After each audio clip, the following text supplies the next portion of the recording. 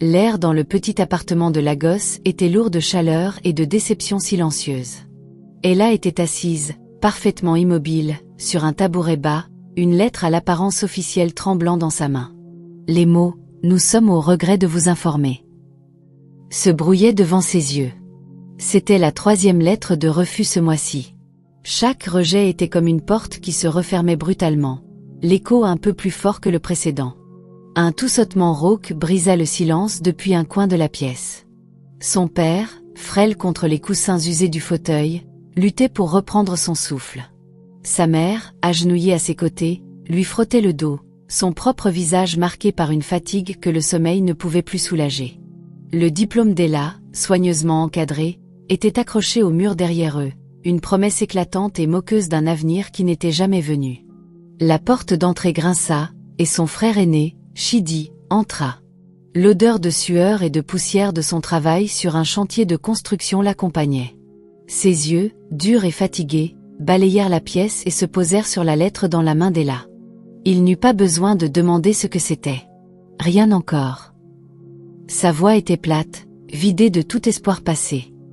Madame Adeyemi m'a encore arrêté aujourd'hui. Elle demandait quand notre grande diplômée décrocherait enfin un emploi dans une compagnie pétrolière. Elle a dit que nos parents devaient être si fiers. Il laissa échapper un rire bref et amer. Qu'est-ce que j'étais censé lui dire, Ella? Que la fierté ne paye pas le loyer ni les médicaments. Ella baissa les yeux, la honte lui brûlant les joues. Je fais de mon mieux, Chidi. Tu le sais. De ton mieux. Il fit un pas en avant, sa voix montant sous une colère contenue. Sais-tu ce que j'ai sacrifié pour toi? J'ai porté des blocs et mélangé du mortier pour que tu puisses porter tes manuels. Je t'ai donné ma chance. Nous l'avons tous fait. Il désigna leurs parents d'un geste brusque. Regarde-les. Ils ont dépensé toutes leurs économies, leur paix, tout pour toi. Pourquoi? La question flottait dans l'air, lourde et accusatrice. Ella en ressentit le poids écrasant.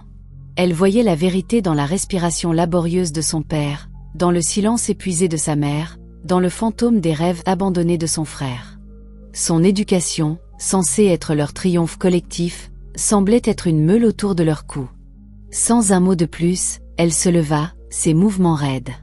Elle plia soigneusement la lettre de refus, rangeant l'échec. « Je sors », murmura-t-elle, la voix épaissie par des larmes retenues. « Je trouverai quelque chose aujourd'hui. » Elle sortit, la porte se refermant sur l'atmosphère étouffante de l'appartement. Dehors, l'énergie bouillonnante de la ville contrastait fortement avec le calme qu'elle laissait derrière elle. Elle se fondit dans la foule, juste un autre jeune visage dans une mer de millions, tous à la poursuite du même rêve insaisissable, une chance. L'air de la ville était une couverture humide, chargée des odeurs d'échappement, de plantain frit et de poussière. Ella marchait sans réelle destination, les mots cinglants de Chidi résonnant en boucle dans son esprit. Pourquoi? Pourquoi? Elle était si perdue dans ses pensées qu'elle remarqua à peine les premières gouttes de pluie.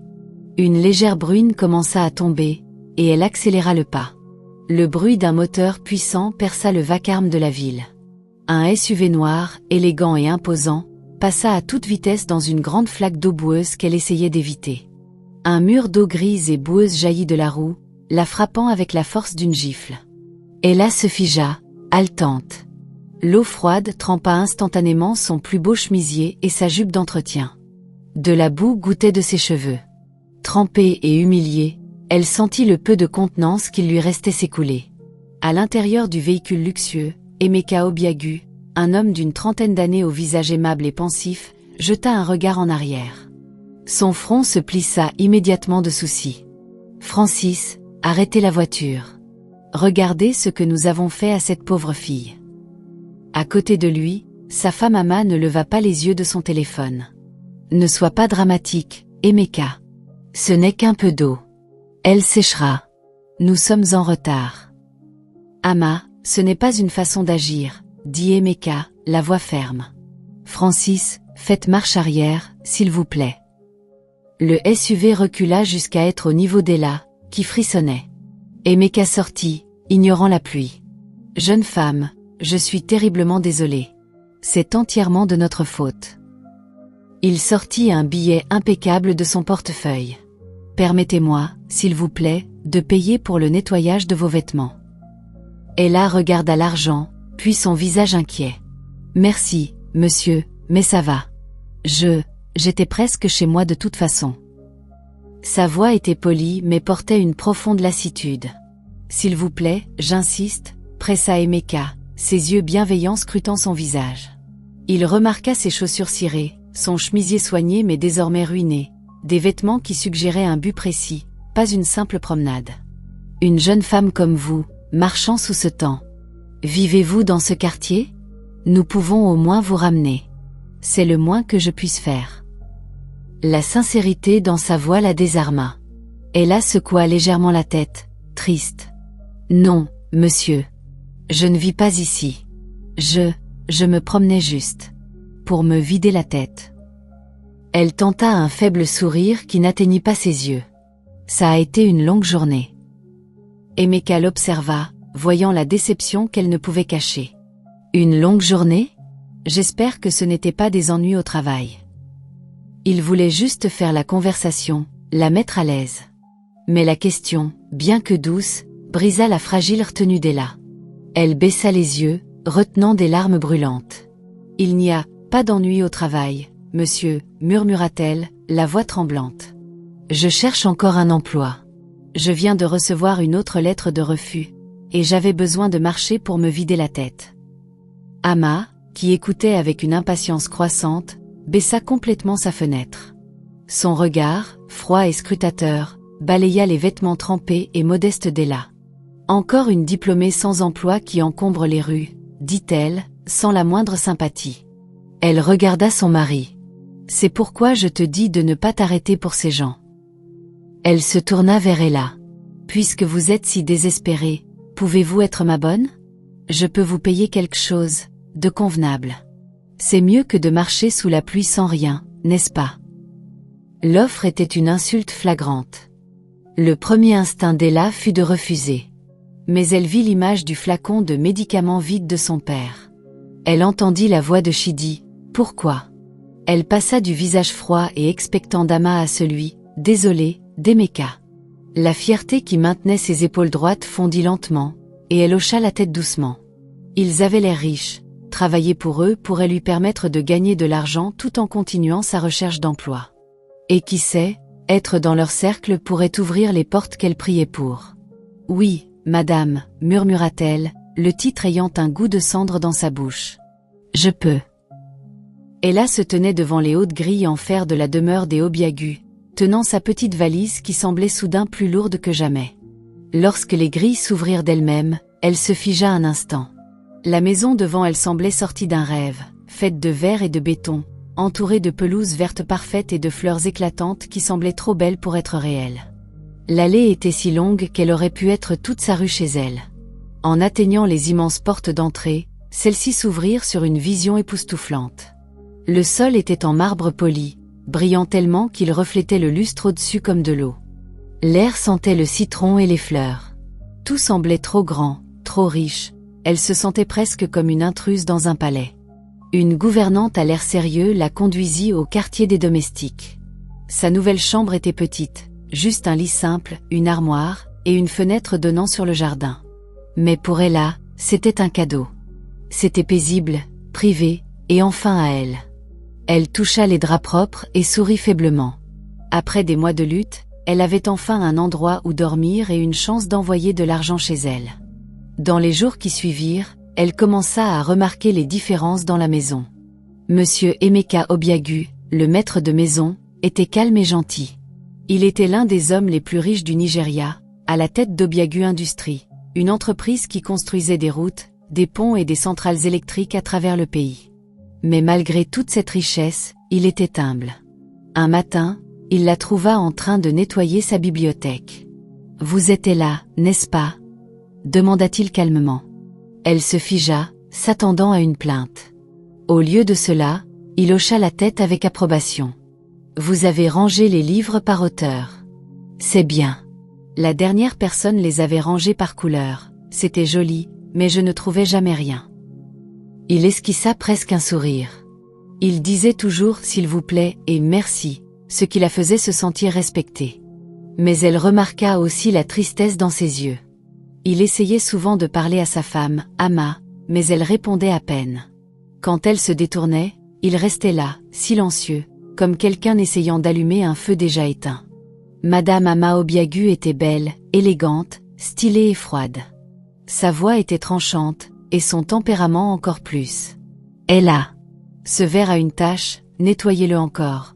Ou, pourquoi y a-t-il de la poussière ici? Vous regardez seulement. Rien de ce qu'elle faisait n'était jamais assez bien. Le café était trop fort, le thé trop léger, les coussins trop mous. Amma ne ratait jamais une occasion de la rabaisser. Un après-midi, après une nouvelle série de réprimandes, elle accourut dans le jardin, essuyant ses larmes. Le vieux jardinier, Gabriel, s'occupait des roses. Sans lever les yeux, il dit doucement « La nouvelle aide, c'est ça? Comment vous en sortez-vous » Elle tenta de sourire. « C'est beaucoup à apprendre. » Il hocha la tête, compréhensif. La dernière fille est restée 2 mois. Celle d'avant, 3 semaines. Il la regarda, ses yeux gentils mais fatigués.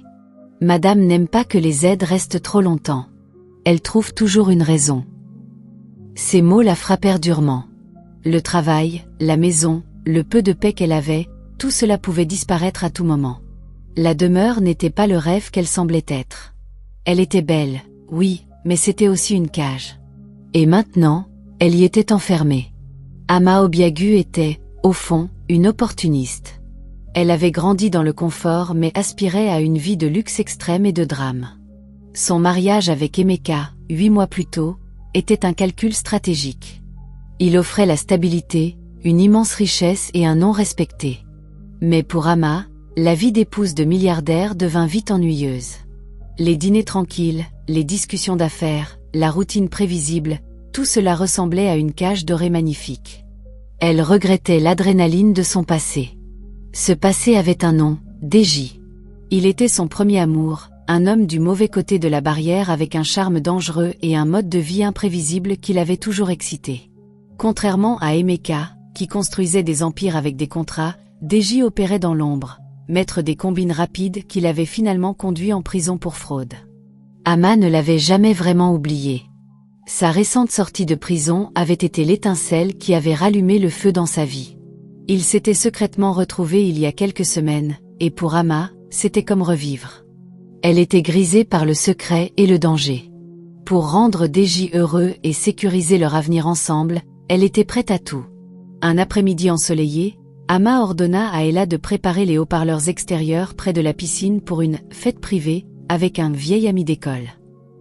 Ella, chargée de la tablette domestique qui contrôlait le système de la maison intelligente, obéit. En manipulant les paramètres audio, elle connecta par erreur son écouteur Bluetooth au système extérieur principal au lieu du haut-parleur portable. Sans se rendre compte de la connexion, elle glissa l'écouteur dans son oreille pour tester, s'attendant à entendre de la musique. Au lieu de cela, la voix d'Amma, claire et intime, remplit son oreille. « Il part pour le projet de l'État d'Auguin dans 3 jours, disait-elle. C'est l'occasion parfaite. Une voix masculine plus grave et rauque, celle de Deji, répondit. La visite du site? Bien. Je suis déjà allé au garage. Je me suis fait passer pour un mécanicien faisant un contrôle gratuit. Les freins sont sabotés. Ils tiendront la première heure, lui donnant un faux sentiment de sécurité. Puis, sur cette autoroute, ils lâcheront quand il en aura le plus besoin. Ella se figea, le sang glacé. Elle chercha son téléphone, les mains tremblantes, essayant d'ouvrir l'application d'enregistrement. Dans sa panique, ses doigts glissèrent, et le téléphone tomba bruyamment sur le patio en pierre. Lorsqu'elle le ramassa, les détails cruciaux avaient été prononcés. « Tu es sûr que ça ressemblera à un accident ?» demanda Amma, sa voix teintée d'une excitation malsaine. « Bien sûr, » répondit Deji d'un ton suave. « Une perte tragique. Le grand Emeka Obiagu, parti trop tôt. Et toi, mon amour, tu seras la veuve éplorée, héritant de tout. Fini la vie ennuyeuse de milliardaire. » Ella restait clouée sur place, la tablette oubliée dans ses mains. Le poids de ce qu'elle avait entendu l'écrasait. Elle détenait la vérité, Un secret terrifiant qui pouvait sauver une vie. Mais elle n'avait aucune preuve. L'application d'enregistrement était ouverte, mais vierge, captant seulement le bruissement léger du vent et le bourdonnement lointain de la ville, un témoin silencieux d'une conversation qui avait déjà scellé un arrêt de mort. Elle n'était qu'une bonne avec une histoire terrifiante. Qui la croirait face à l'élégante et sophistiquée Madame Obiagu? Le reste de la journée, Ella se déplaça dans la maison comme un fantôme. Ses mains tremblaient tandis qu'elle polissait la même table 3 fois. Les mots qu'elle avait entendus tournaient en boucle dans son esprit comme une chanson terrible. Les freins sont sabotés. Ils lâcheront quand il en aura le plus besoin. Elle se sentait malade. Monsieur Emeka, la seule personne dans cette grande maison qui lui avait montré de la gentillesse, était en grand danger. Une peur lourde s'installa dans son cœur. Elle était piégée. Elle connaissait un terrible secret, mais n'avait rien pour le prouver. Pas d'enregistrement, pas de papier, pas de témoin. C'était sa parole contre celle d'une femme riche et puissante. Si elle allait à la police, il se moquerait probablement d'elle. Si elle parlait à monsieur Emeka, l'écouterait-il seulement? Il aimait sa femme. Il pourrait penser qu'Ella était folle, pire, qu'elle cherchait à causer des problèmes pour son propre intérêt. Elle savait qu'elle devait essayer. Le lendemain, elle chercha la moindre occasion de lui parler seule. Mais monsieur Emeka était un homme occupé. Quand il était à la maison, il était soit dans son bureau en appels importants, soit avec sa femme. Ella rôdait près de la porte, le cœur battant, essayant de trouver le bon moment. Une fois, il sortit de son bureau et faillit la bousculer. « Ella, tout va bien ?» demanda-t-il, mais il regardait son téléphone, l'esprit visiblement ailleurs. « Monsieur, je dois vous dire quelque chose, » balbutia-t-elle, la voix à peine audible. « C'est à propos de votre voiture. » Mais à ce moment, son téléphone sonna. Il leva un doigt. Un instant, c'est le ministre qui appelle. C'est important. Il se retourna et rentra dans son bureau, fermant la porte. Son courage s'évanouit. L'occasion était passée. Elle se sentait totalement impuissante. Elle n'était que la bonne, invisible et insignifiante. Comment pourrait-elle convaincre un milliardaire que sa propre femme prévoyait de le tuer? Il se mettrait probablement en colère et la renverrait sur le champ. Alors, non seulement monsieur Emeka mourrait, mais sa famille perdrait l'argent dont elle avait désespérément besoin. Le poids du secret l'écrasait. Elle ne pouvait ni manger ni dormir. Elle observait monsieur Emeka vaquer à ses occupations, inconscient qu'il ne restait que 2 jours avant l'accident terrible planifié par sa femme. Ella sentait les secondes s'écouler, et sans preuve ni moyen de l'avertir, elle se sentait totalement désespérée. Que pouvait-elle bien faire pour arrêter cela? La veille du voyage arriva, l'air de la maison chargé de tension. Ella accomplissait ses tâches comme dans un mauvais rêve. Chaque fois qu'elle entendait une voiture dehors, son cœur bondissait. Elle observait monsieur Emeka, espérant un miracle, une chance de l'attirer à l'écart et de le faire écouter. Ce soir-là, elle nettoyait le couloir près du salon principal quand elle entendit la voix d'Ama. Elle était au téléphone, et elle semblait différente, excitée. « Oui, demain est le jour, » dit Ama, la voix basse mais claire. « Il conduira lui-même. Le chauffeur a congé, comme je l'ai exigé. Tout est prêt. » Ella se figea, un chiffon toujours en main. Son sang se glaça. Elle se pressa contre le mur, écoutant attentivement. « Ne t'inquiète pas, » continua Ama, un sourire rusé dans la voix. « D'ici demain à 7 heures, tout sera fini. Nous serons enfin libres et ensemble. » Il y eut une pause pendant qu'elle écoutait son interlocuteur. « Je sais, DJ. J'ai hâte aussi. Assure-toi juste que tout se passe comme prévu. » En entendant cela, les jambes d'Ella flanchèrent. Ce n'était plus une menace future, c'était pour demain. Le plan était en marche, et le temps filait. La panique monta dans sa poitrine, rendant sa respiration difficile. Elle devait faire quelque chose, mais quoi? Elle n'avait toujours aucune preuve, et monsieur Emeka n'était pas à proximité. Elle termina son travail dans un état second, l'esprit en ébullition. Cette nuit-là, elle resta allongée dans son lit, fixant le plafond. Le sommeil ne venait pas. Tout ce qu'elle voyait, c'était le visage gentil de monsieur Emeka et le sort terrible qui l'attendait. Elle pensa à sa propre famille, dépendante de son travail. Si elle parlait et échouait, elle perdrait tout. Mais si elle se taisait, un homme bon mourrait. Les larmes emplirent ses yeux alors qu'elle réalisait son impuissance. Les murs de la magnifique demeure semblaient une prison. Dehors, la lune brillait intensément, mais tout ce qu'Ella voyait était l'obscurité. Le matin approchait, et avec lui, le désastre. Elle avait une dernière nuit pour trouver un moyen d'arrêter cela, mais aucun plan ne lui venait. Seulement la peur et le poids écrasant de savoir trop de choses. Le soleil du matin se leva, clair et lumineux, un contraste cruel avec la tempête qui faisait rage en Ella. Elle n'avait pas dormi du tout. Ses yeux étaient rouges, et tout son corps était tendu par la peur. Aujourd'hui était le jour. Elle entendait Monsieur Emeka bouger à l'étage, se préparant pour son voyage.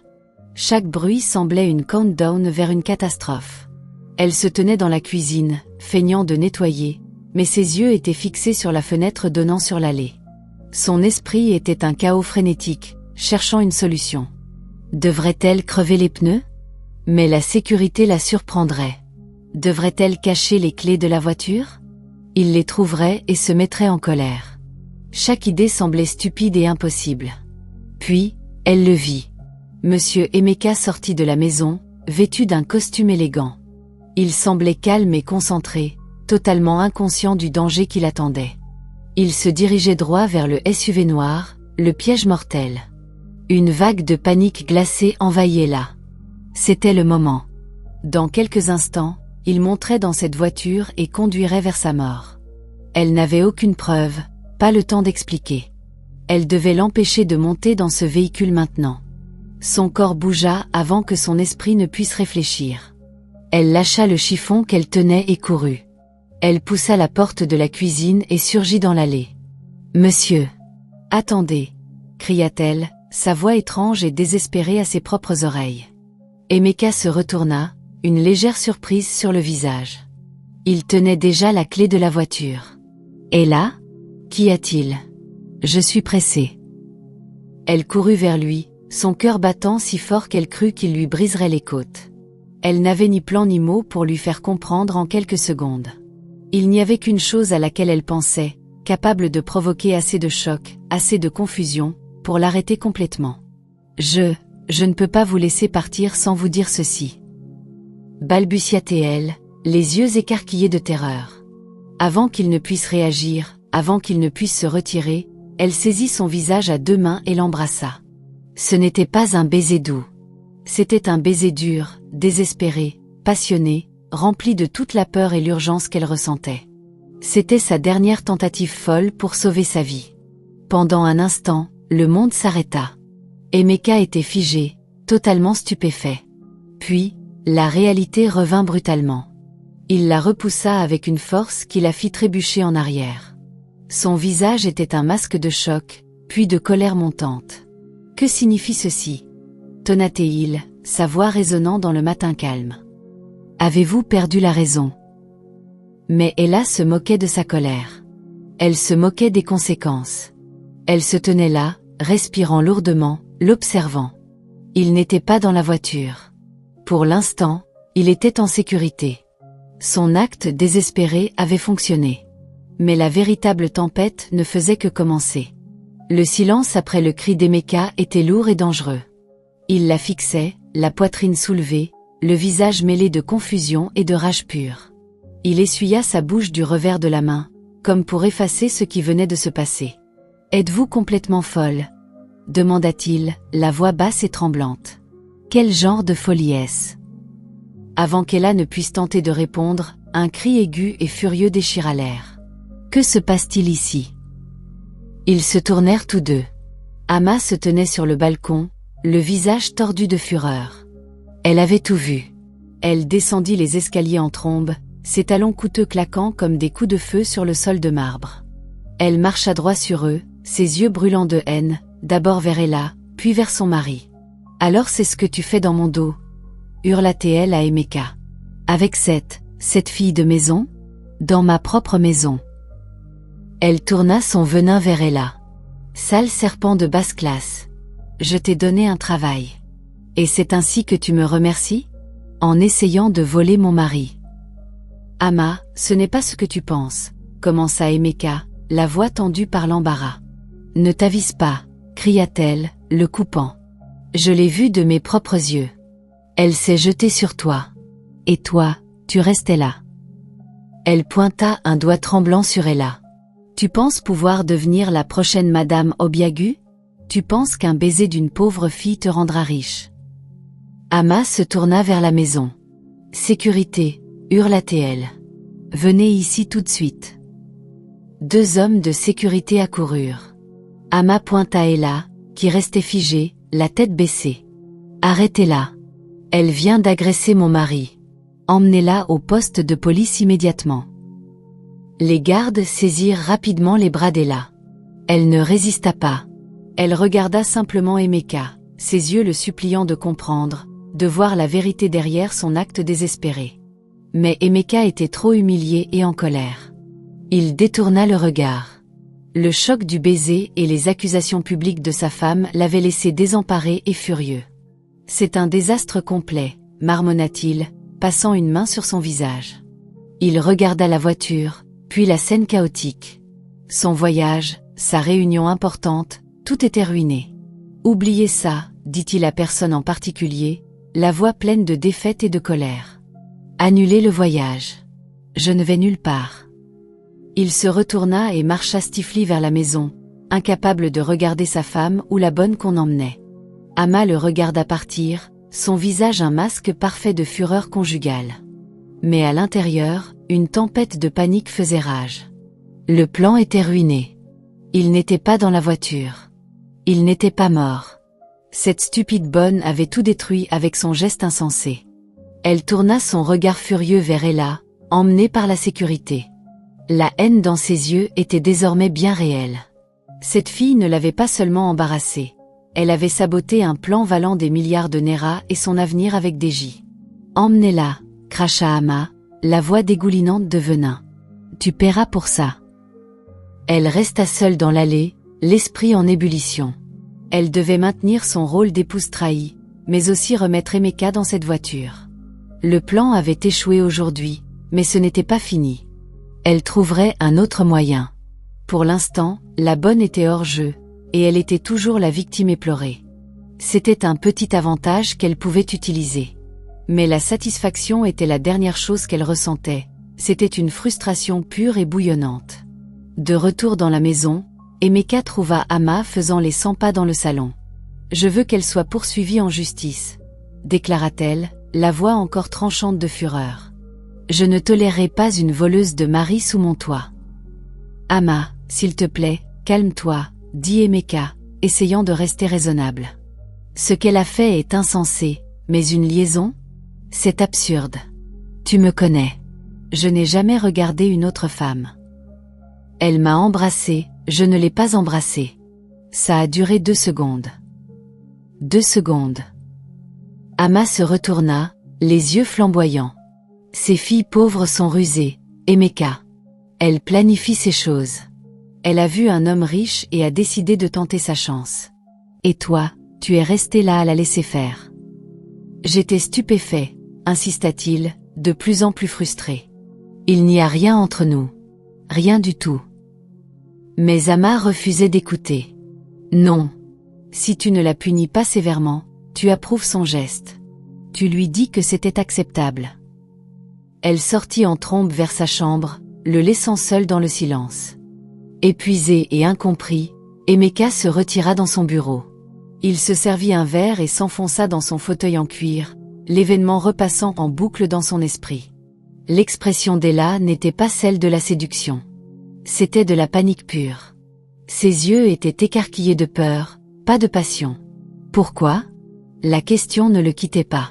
C'était tellement différent de la femme calme et travailleuse qu'il connaissait. Elle n'avait jamais été audacieuse ou inappropriée. Pour qu'elle fasse quelque chose d'aussi extrême, d'aussi autodestructeur, ça n'avait aucun sens. Elle savait que cela lui coûterait le travail dont sa famille avait désespérément besoin. Qu'est-ce qui pouvait valoir cela? Il ne pouvait pas laisser passer ça. Il ne pouvait pas continuer à se poser des questions. Il devait la regarder dans les yeux et poser la question qui le brûlait. Il posa son verre et se leva. Sa décision était prise. Il monta dans sa voiture et partit. Il se rendit au poste de police. On le conduisit dans une petite pièce où Ella était assise à une table nue. Elle semblait petite et fatiguée, mais quand elle le vit, ses yeux s'illuminèrent d'un étrange soulagement. « Monsieur, » murmura-t-elle, la voix rauque. « Vous êtes en sécurité. »« En sécurité ?» répéta Emeka, la voix froide. « De quoi parlez-vous? Pourquoi avez-vous fait cela, Ella? Je mérite une explication. » Les mots jaillirent d'elle dans un murmure précipité et terrifié. Elle lui raconta tout. Elle parla du haut-parleur Bluetooth, d'avoir entendu Ama et un homme nommé Deji. Elle décrivit le plan pour saboter ses freins, le voyage à l'état d'Auguin, la promesse d'un accident fatal. Elle expliqua que son baiser était une tentative désespérée et stupide pour l'empêcher de monter dans cette voiture. Emeka écouta, sa colère initiale lentement remplacée par une peur froide. C'était une histoire folle et invraisemblable. Mais la terreur pure dans ses yeux était réelle. « Vous attendez de moi que je croie cela ?» demanda-t-il, bien que sa voix manquât de sa conviction initiale. « Vous n'avez aucune preuve. Pas d'enregistrement, rien. »« Je sais, monsieur, » dit Ella, les épaules affaissées par la défaite. « J'ai fait tomber mon téléphone. Je n'ai rien. Mais je jure sur la vie de mes parents, c'est la vérité. Pourquoi mentirais-je et finir ici? Qui gagnerais-je? » Cette question hanta Emeka en quittant le poste. Elle avait raison.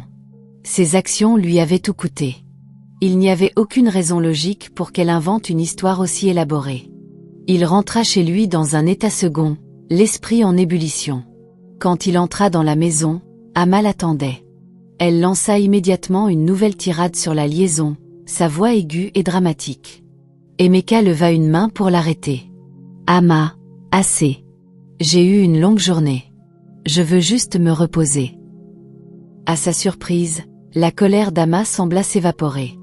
Elle s'approcha, sa voix devenant douce et préoccupée. « Bien sûr, mon amour. Tu dois être si fatigué.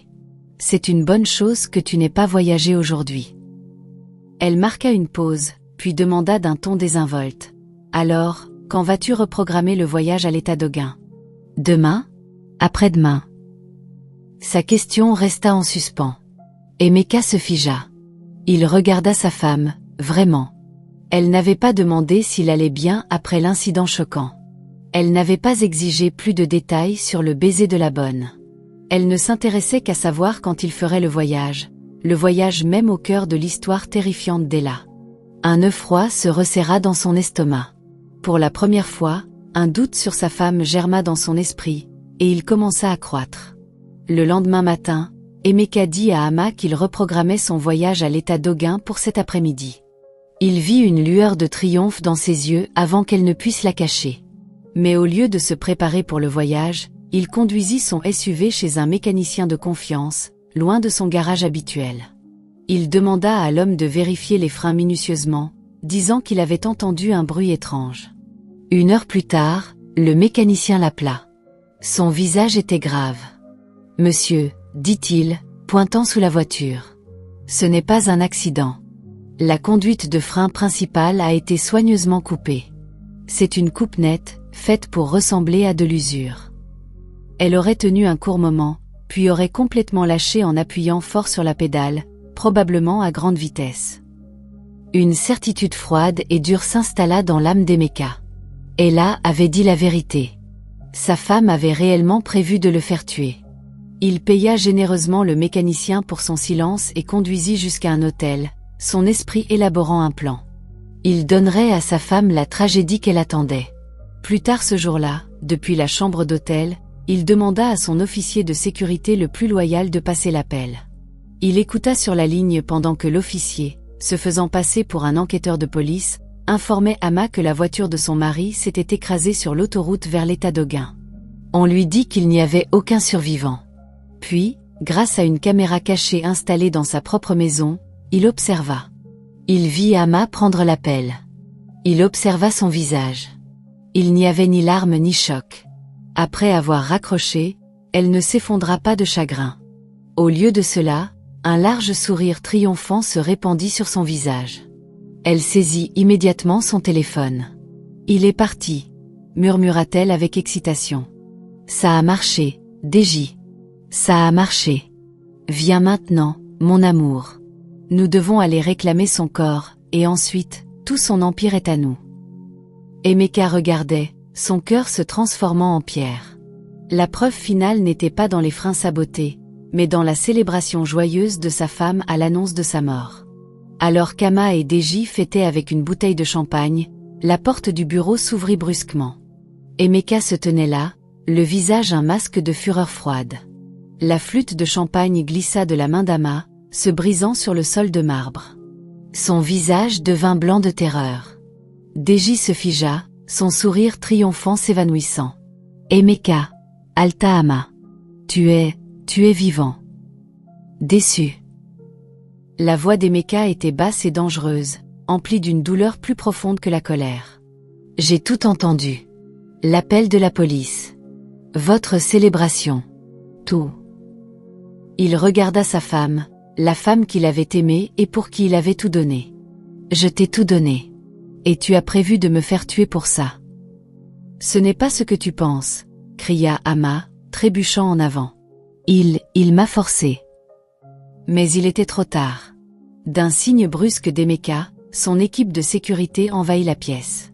Ils appréhendèrent rapidement un Deji qui se débattait et une Ama sanglotante, qui implorait maintenant le pardon. Emeka les regarda être emmenés, son cœur un vide douloureux dans sa poitrine. La belle vie qu'il pensait avoir était un mensonge. Mais c'était fini. La trahison était complète, mais le danger était enfin passé. Emeka se rendit directement au poste de police. Cette fois, il n'était pas un homme confus cherchant des réponses, mais un homme puissant exigeant justice. Il expliqua tout aux officiers. Les charges contre Ella furent immédiatement abandonnées. Quand elle sortit, clignant des yeux sous le soleil, il l'attendait près de sa voiture. Ella, dit-il, la voix épaissie par l'émotion. Je suis tellement désolé de ne pas vous avoir cru. Les larmes emplirent ses yeux, mais c'étaient des larmes de soulagement. Vous avez sauvé ma vie, continua-t-il. Vous avez sacrifié votre dignité et votre liberté pour un homme qui vous était étranger. Pourquoi? Parce que vous avez été gentil avec moi, monsieur, murmura-t-elle. Quand personne d'autre ne l'était. Je ne pouvais pas la laisser détruire un homme bon. Sa réponse l'humilia. Dans son monde de cupidité et de trahison, sa simple loyauté était inestimable. Il ne lui proposa pas de reprendre son ancien travail. À la place, il lui offrit un avenir. « Je veux que vous veniez travailler chez Obiagu Industries, » dit-il. « Nous commencerons par vous former comme stagiaire exécutive. Votre intelligence ne doit pas être gaspillée. Je m'assurerai aussi que vos parents aient les meilleurs médecins et que votre frère, Shidi, puisse retourner à l'école. » Ella resta sans voix, ses mains tremblantes alors qu'elle acceptait ce cadeau qui changeait sa vie. Dans les semaines qui suivirent, avec Ama partie, la maison semblait vaste et vide. Emeka était seule. Ella, se souvenant de sa gentillesse, venait souvent après son travail au bureau. Elle aidait avec de petites tâches, non pas comme une bonne, mais comme une amie. Ils s'asseyaient et parlaient pendant des heures, de sa famille à elle, de son travail à lui, de ses rêves à elle. Il se surprenait à rire à nouveau, appréciant sa compagnie et le réconfort tranquille qu'elle apportait dans sa maison solitaire. Un lien nouveau et doux se formait, bâti sur une fondation de gratitude, de respect et d'un voyage partagé à travers les ténèbres. La grande salle de bal de l'Éco-Hôtel scintillait sous un dais de lustre en cristal, mais l'assemblée scintillante de l'élite de Lagos n'était pas là pour un gala typique. Ce soir-là était entièrement dédié à Ella. Le milliardaire Emeka avait organisé cette soirée d'appréciation uniquement pour honorer la femme qui avait sauvé sa vie. Et alors qu'elle se tenait à ses côtés dans une robe élégante, présentée au gouverneur et aux titans de l'industrie comme l'esprit brillant qui a vu ce que les autres ont manqué, Ella se sentait à la fois profondément fière et profondément incertaine. Elle avait fini par chérir leur soirée tranquille dans la maison d'Ikoyi, où les conversations sur les affaires et les rêves avaient lentement pansé son cœur solitaire, et où son propre attachement avait pris racine discrètement. Pourtant, elle gardait ses sentiments jalousement, convaincue que leur monde était encore à des océans de distance, et qu'espérer plus c'était comme tendre la main vers les étoiles, magnifiques, mais impossiblement lointains. Puis, alors que la musique s'adoucissait, Emeka se tourna vers elle, son regard éclipsant toute la salle. Ella, commença-t-il, la voix basse et sincère, ce soir n'est pas seulement pour vous remercier d'avoir sauvé ma vie. Cette dernière année, vous n'avez pas seulement construit une nouvelle carrière, vous avez reconstruit mon cœur. Il prit sa main, ses yeux sérieux. Le baiser qui a sauvé ma vie, laisseriez-vous qu'il soit le début de la nôtre? Pendant un instant à couper le souffle, elle resta sans voix, ses murs soigneusement construits s'effondrant en poussière, avant qu'un sourire radieux et plein d'espoir ne se répande sur son visage, un oui silencieux à un avenir qu'elle n'avait jamais osé imaginer.